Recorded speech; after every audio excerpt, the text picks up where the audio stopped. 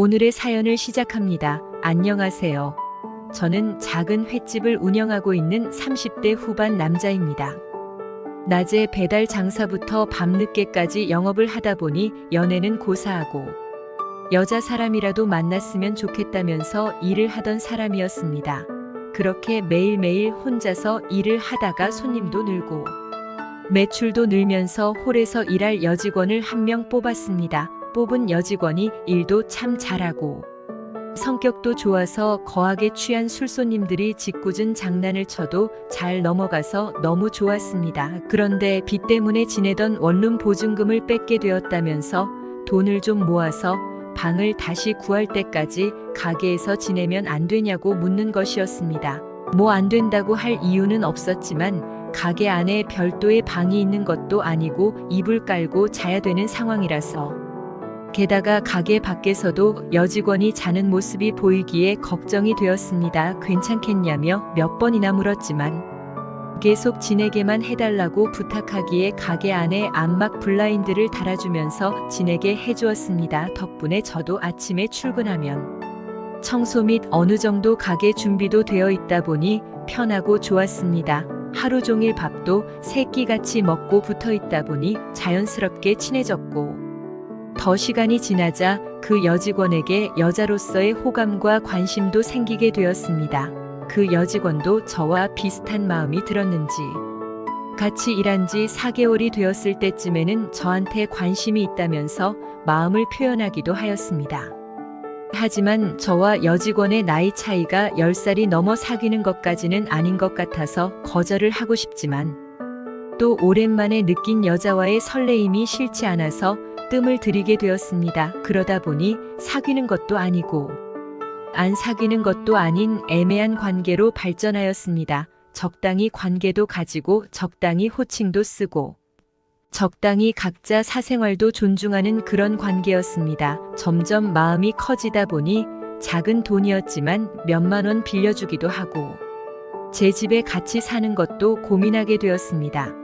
저와 여직원 사이의 관계를 잘 알고 있던 몇몇 친구들이 동거는 하지 말라면서 말렸고, 여직원에게도 동거를 제안했지만 가게에서 지내는 것이 더 편하고 좋을 것 같다면서 빠른 시일 내에 돈을 모아서 방을 구하겠다고 하였습니다. 그렇게 잘 지내고 있었는데 가게 쉬는 날이라 시골 부모 집에 갔다가 집으로 돌아가는 길이었습니다.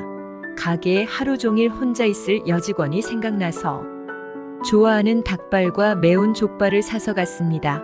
암막 블라인드를 쳐 있어서 가게 안이 보이진 않았지만 블라인드 사이로 불빛이 보이는 걸 보니 안 자고 깨어 있는 것 같았습니다. 가게 가기 전에 여러 번 전화를 했지만 안 받길래 자는 줄 알았습니다. 반가운 기분으로 문을 열고 들어갔는데 두 명이 웬 남자와 가게 한가운데에서 열정적으로 그 짓거리를 하고 있었습니다. 얼굴도 시뻘개져 있고 저를 보자마자 그렇게 놀란다기보다는 웃으면서 하던 그 짓거리를 이어나가는 것을 보아하니 술도 많이 취해 보였습니다. 너무 황당하니까 화도 안 나고 아무 소리도 안 나왔습니다. 그렇게 그냥 제 가게를 나왔고 가게에 모르는 사람들이 들어와 있다고 경찰에 신고를 하였습니다. 경찰이 와서 전부 다 끌려나갔고 가게를 전부 잠그고 집으로 갔습니다. 다음 날 아침에 가게를 여는 날이었지만 개인 사정으로 쉰다는 안내문만 가게에 붙이고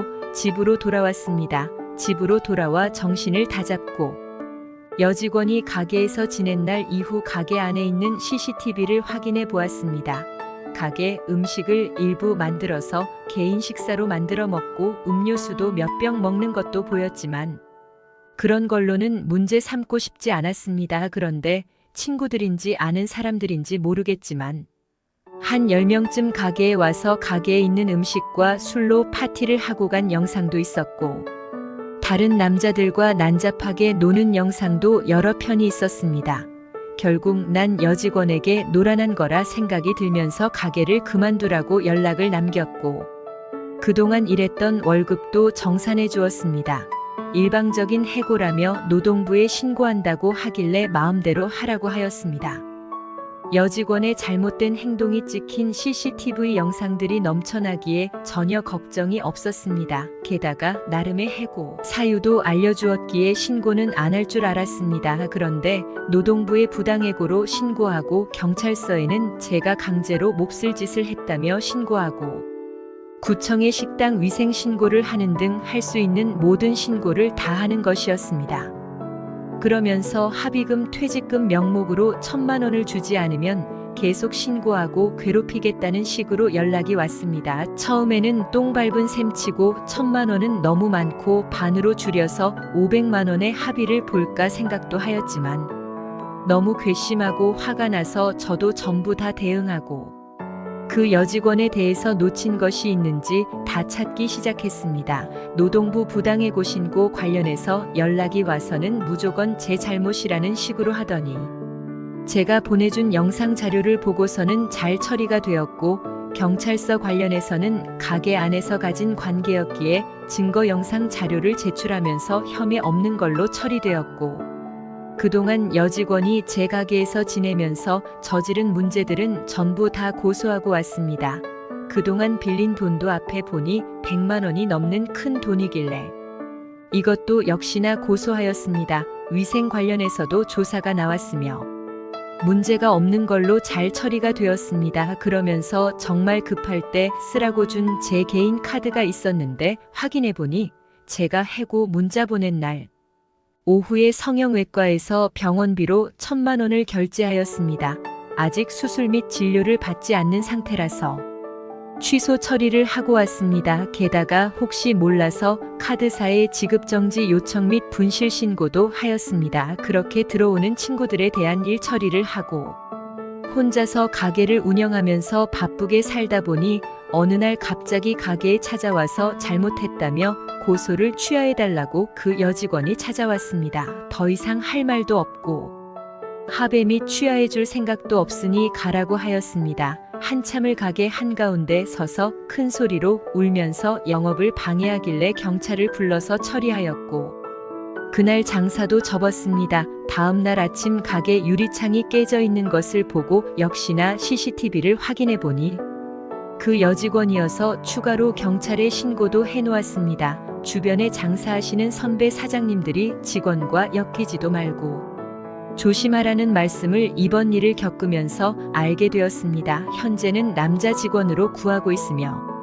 여전히 선처 및 합의 없이 고소는 진행 중입니다. 꼭 참교육을 시켜주겠습니다. 오늘의 사연은 여기까지입니다. 구독과 좋아요, 알림 설정 부탁드립니다. 긴 글을 읽어주셔서 감사합니다. 구독과 좋아요 꾹꾹 눌러주세요. 알림 설정도 꼭꼭 눌러주세요.